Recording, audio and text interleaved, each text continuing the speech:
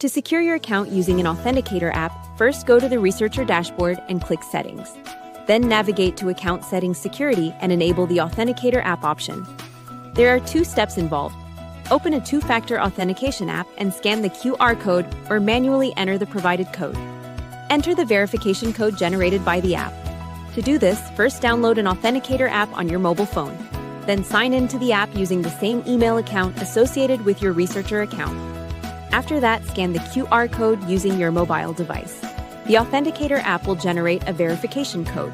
Enter this code in Step 2 and click Save.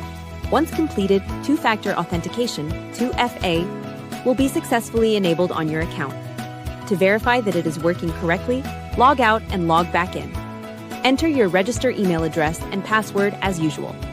Then open the Authenticator app on your mobile device. Retrieve the generated code and enter it on the login screen. After verification, your account will open securely with Two-Factor Authentication enabled.